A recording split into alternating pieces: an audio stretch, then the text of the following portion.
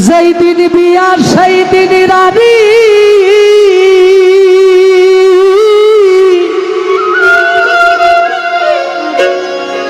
যেই দিন বিয়ার সেই দিন রানী আল্লাহ বিয়ার সেবা নাইয়া রে হায়রে সকিনা বিবির বিয়া ছোট নিদান কালে হইল রে হায়রে সকিনা বিবির বিয়া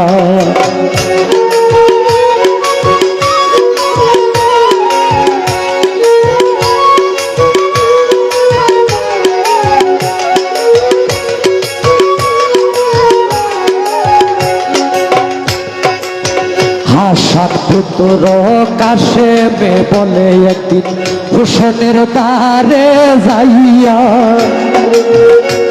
বিদায় করো চাচাজি আমি রনে যাই চলিয়া হাসান পুত্র কাশে মে বলে একদিন হোসেনের ধারে যাইয়া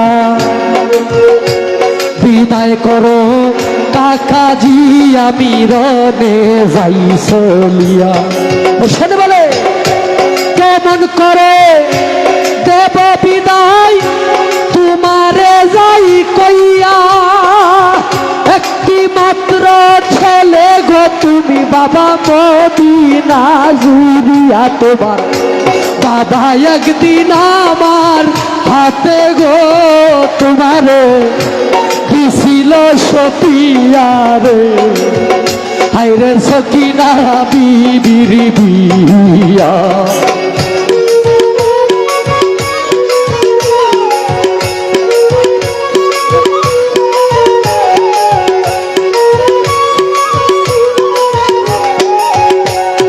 আসলে বলে তোমার ভাবা মৃত্যুর গো সময় একটা কথা গেছিল কইয়া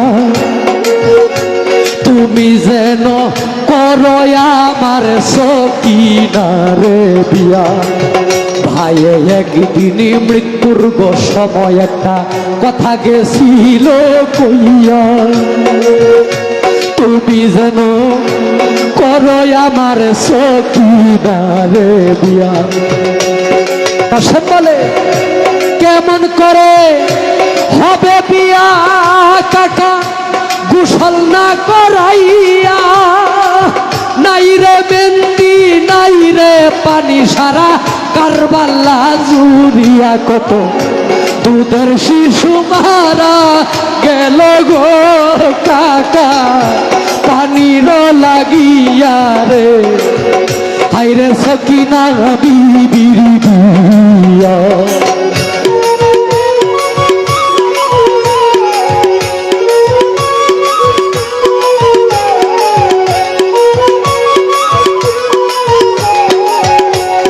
হোসেন বলে তোমার মার কাছে বিদায় গো লইয়া রনে যাও চলিয়া এমনি কাছে হাসান বানুর কাছে গেল রে দৌড়াইয়া বলে বিদায় করো মা জননী তাও বিদায় করিয়া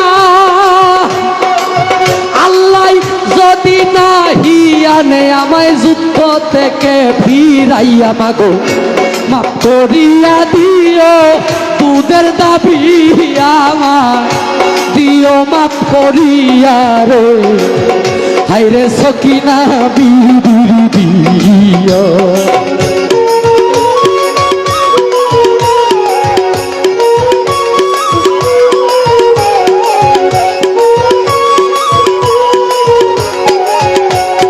হাসান বানু বলে তোমার বাবা একদিন মৃত্যুর গো সময় একটা কবজ গেছিল দিয়া বলছিল তুমি যেই দিন বিপদে পড়বা দেখতা কবজ কুলিয়া তোমার বাবা একদিন মৃত্যুর গো সময় একটা কবজ গেছিল দিয়া তুমি যেই দিন বিপদে পড়বা দেখতা কবজ কুলিয়া এমনি কবস্তা না গো কাশেম হাতেতে লইয়া দেখে কবজের ভিতরেও লিখায় আছে গো কাশেম করো সকিনা রে বিয়া রে হাইরে সকিনা বিবির বিয়া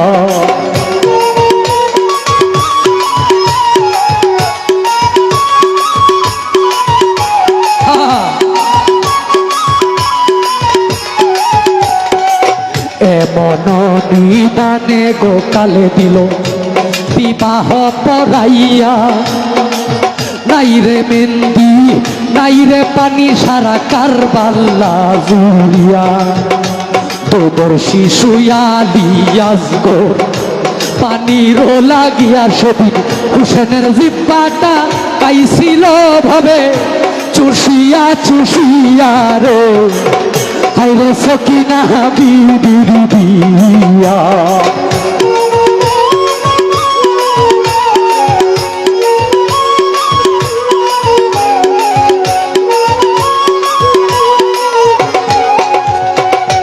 এমন নিদান গো কালে দিল বিবাহ পড়াইয়া সকিনার দিকে চাইয়া কাশেমের বক্ষ যাই পাতিয়া হাসান মান বলে আমার একটা আবদার গো বাবা ভবে গেছে রইয়া তোমরা দুইজনকে দেখতাম আমার সামনে বসাইয়া দুইজনের দিকে চাইয়া গো হাসান বানু কাঁদিতে লাগিল এমনি কাশেম সকিনার কাছে বিদায় চাইতে গেল বলে বিদায় করো প্রাণের বিবি আমায় তাও বিদায় করিয়া আল্লাহ যদি আনে যুদ্ধে জয়লাভ করাইয়া বিবি তোমার আমার হইব মিলন গো বিবি আনন্দে মাতিয়া রে হাইরে সকিনা বিবির বিয়া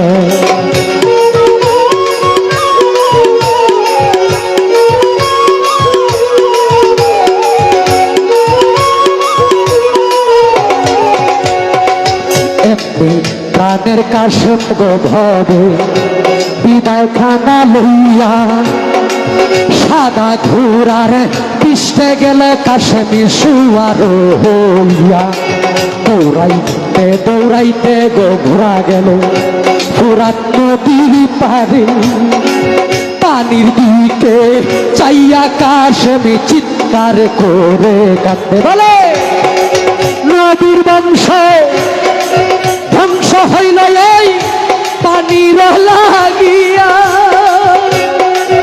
আমি কেমনে পান করি পানি যুদ্ধে জয়লাভ না করিয়া আমি পান করব না এই পানি গো যুদ্ধে জয়লাভ না করিয়া রে হাইরে সকিনা বিবির বিয়া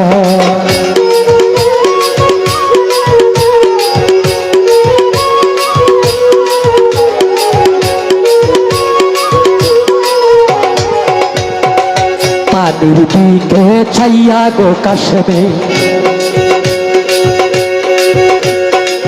পানির দিকে ছাইয়া কাশেমে গেল বেবুর হইয়া শত্রুর দিকে খেয়াল ছিল না কাশেমের পানির দিকে চাইয়া এই দিকে তো কাফেরেরা তারে ফেলিল ঘিরিয়া পিছন থেকে গেল কাশেম তীরের আঘাত করিয়া এমন নিদান গো কালে গেল তীরের আঘাত দিয়া পিছন থেকে একটা তীর গেল কাশেমের কলিজা সিরিয়া চিৎকার মেরে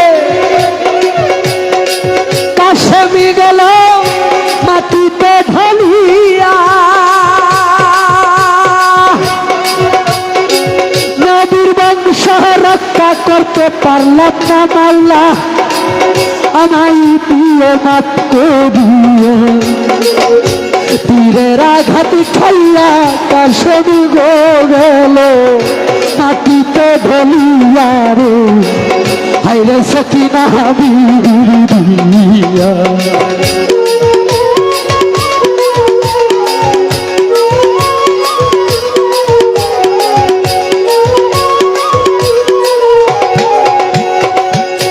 তীরের আঘাত খাইয়া কাশে গেল রে ঢলিয়া কাশেমের ঘোড়াটা চালাকি ছিল আসিল দৌড়াইয়া কোন রকম প্রাণের গো কাশেম গেল ঘোড়ায় শুয়ারে হইয়া দৌড়াইতে দৌড়াইতে ঘোড়া গেল কক্কেতে চলিয়া ঘোড়ার পায়ের শব্দ শুনে সখিনায় গেল আনন্দে আত্মহারা হইয়া বলে স্বামী বুড়ায় আসছে আমার গো যুদ্ধে জয়লাভ করিয়া রে হাইরে সখিনা দিয়া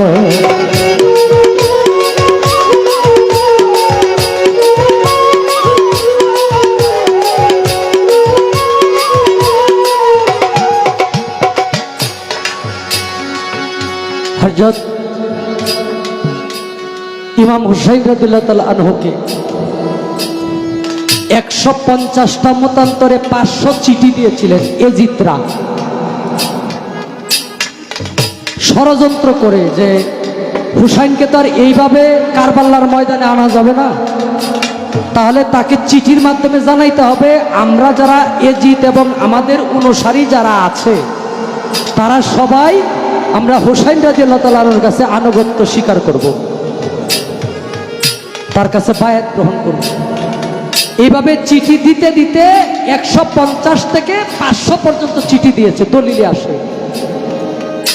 ছোট ইমাম হুসাইন রাদিয়াল্লাহু তাআলা আনহুর আশেপাশে যারা আত্মীয় স্বজন যারা ছিল তারা বলে এতগুলা চিঠি দিল তাহলে আপনার যাওয়া উচিত। তারপরে ইমাম হুসাইন রাদিয়াল্লাহু তাআলা আনহু না গিয়ে তার চাচাতো ভাই মুসলিম বিন আকিলকে পাঠাইলেন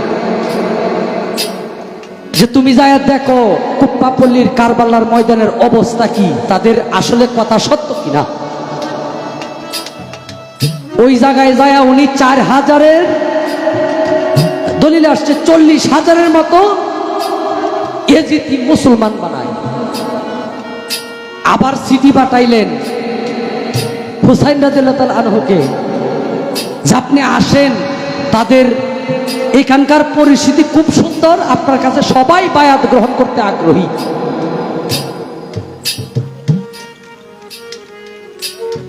তিয়াত্তর থেকে ৭৪ জন স্ত্রী সন্তান এবং আত্মীয় স্বজন নিয়ে একটা কাফেলা নিয়ে গেলেন। এই খবর চলে গেল ইয়াজিদের কানে যে কুপ্পাপল্লীর কারবালার যত আশেপাশের মানুষ আছে সবাই মুসলিম বিন আকিলের কাছে বায়াত গ্রহণ করেছে, আপনার যত অনুসারী তারা সবাই ওইদিকে চলে যাচ্ছে। ইবনে বিয়াদ নামে একজন ছিল, সে ছিল আপনার ইয়াজিদের অনুসারী। তারপরে মুসলিম বিন আকিলকে এই জায়গা থেকে সরাইয়া তাকে হত্যা করে তাকে খেলাফত দিয়ে তাকে বলছে তুমি এই কুপ্পাপল্লীর আশেপাশে সমস্ত জায়গার গভর্নর। মুসলিম বিন আকিল একটা চিঠি লিখেছে,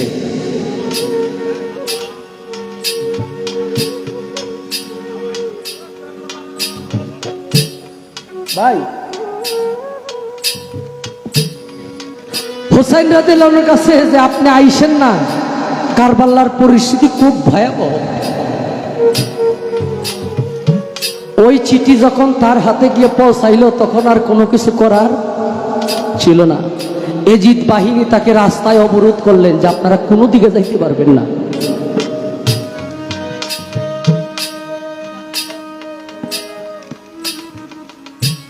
হুসাইন রাদিয়াল্লাহু তাআলা আনহুকে যখন শহীদ করলো, করার আগে উনি বলতেছে যে এখানে কি একজনও মুসলিম নাই?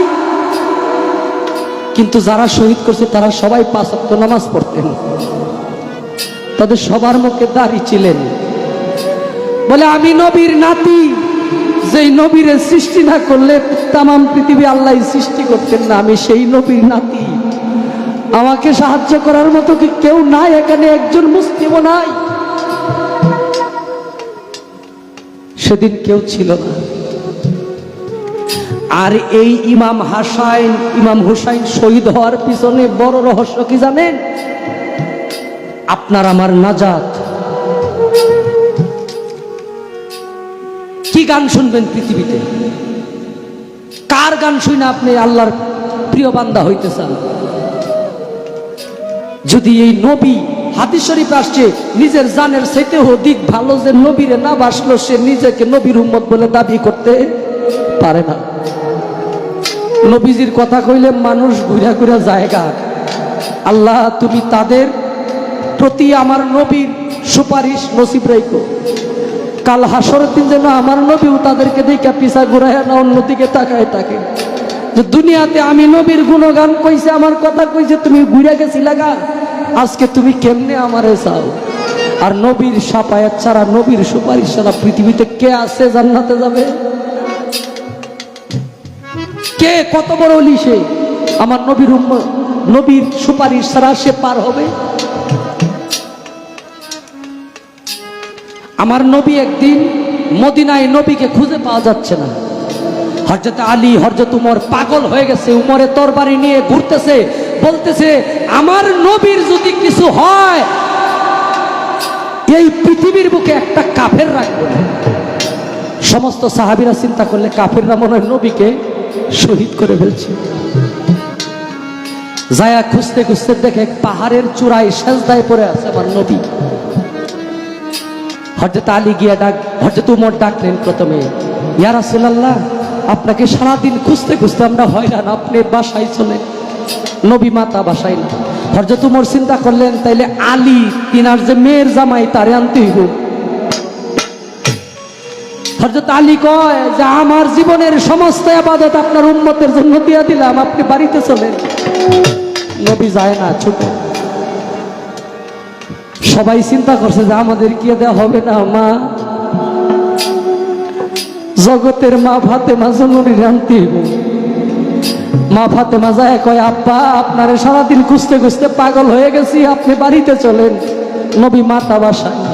কয় আমার জীবনে যা ইবাদত বন্দেগী করছি সবকিছু আপনার উম্মতের জন্য আমি দিয়া দিলাম। নবী মাতা বাসায় না। ফাতেমা কয় বাবা, আমি বুঝতে পারছি আপনার মনে কি চায়। কয় আমার কলিজার টুকরা হাসান হুসাইনকে আমি আপনার উম্মতের জন্য কুরবানি করে দিলাম। আমার নবী মাতা ভাষায় আর চিৎকার দিয়া কয় মা, তুমি কেমন দোয়া করলা, আল্লাহ তোমার দোয়া করার সাথে সাথে কবুল করে দিছে। পৃথিবীর বুকে এমন কাফের এজিদ জন্ম নিছে, আমার নবীর বংশের গলায় ছুরি চালাইব এমন ছুরি আল্লাহ পয়দা করে নাই পৃথিবীতে, যে ইমাম হুসাইনের গলায় ছুরি চালাইব। এটা আপনার আমার নাজাতের জন্য। ওই যে মায়ে কুরবানি করছে, বেহেশতে থেকে জামা আসছে ঈদের দিন, একটা হইল সবুজ আর একটা হইল লাল। মা ফাতেমাই বুঝে না, নবীজি ঠিকই বুঝছে, কারবালার দিক দিয়ে সফরে যাইতেন আর মাটির মধ্যে ধরে ধরে কাঁদতেন যে আমার এই কারবালার মাটিতে আমার হুসাইনের রক্তের গন্ধ পাই আমি। আপনার আমার নাজাতের জন্য এই যে জীবনে কি আছে, আমি আল্লাহর কাছে যাই কমো যে আল্লাহ আমার এই সম্পদ ছোট, আমার এই সম্পদটা আছে, আল্লাহ তুমি আমার এর বিনিময়ে ক্ষমা করে দাও। জীবনে যে পাপ করছি পাপ অনুযায়ী যদি আল্লাহ শাস্তি দেয়, দুজকের চাইতেও দুজক যে ভয়ানক আছে তার চাইতে বেশি গুণে দিলেও আমি এই পাপের সাজা কাটা হবে না।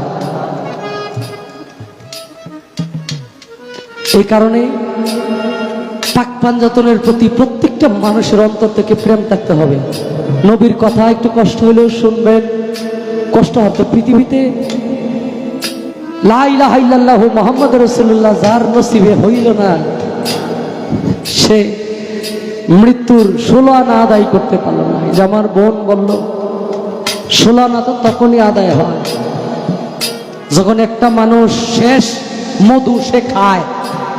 মৃত্যুর সময় লা ইলাহা ইল্লাল্লাহু মুহাম্মাদুর রাসূলুল্লাহ সাল্লাল্লাহু আলাইহি ওয়াসাল্লাম, আমরা যেন সেই শেষ মধুটুকু আমরা খাইতে পারি, মালিক যেন সেই তৌফিক দেয়। এদিকে কাশেমের যে শেষ অংশটুকু আমি শেষ করি।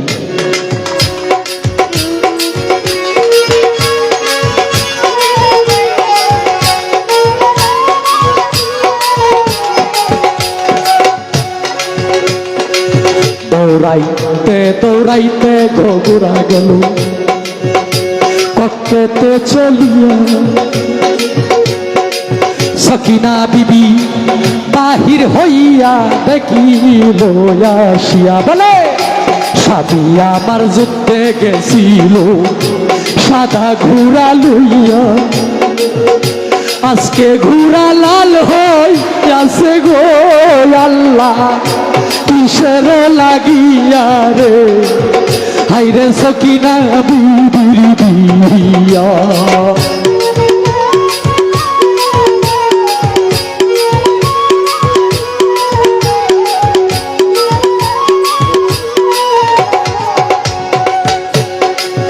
এমন সময় জিব্রাইলকে আল্লাহ বলিল ডাকিয়া, খবর পাঠাও সকিনা রে কাফেরেরা আসতে আসে কি তো গাধরিয়া। জিব্রাইল আসিয়া সকিনার কানে গেল খবর দিয়া, সকিনায় মনে মনে কয় যেই দিন বিয়া সেই দিন গোরারি আল্লাহ দিয়াছে বানাইয়া, এই জীবন আর রাখবো আমি কিসের লাগিয়া।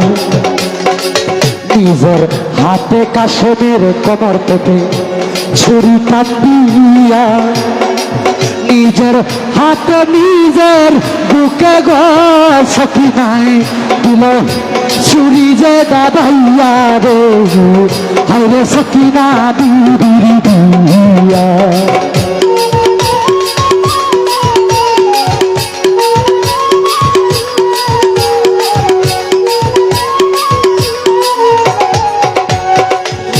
কমলে কমল মিশেছে বলে আবেদি মিয়া, কলির যুগে জন্ম লইলাম আমরা কিসের লাগিয়া।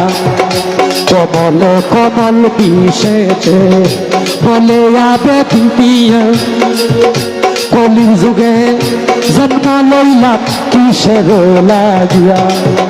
নবীর বংশ ধ্বংস হইল গো আল্লাহ পানির লাগিয়া রে, হাইরে সকিনা বিবির বিয়া।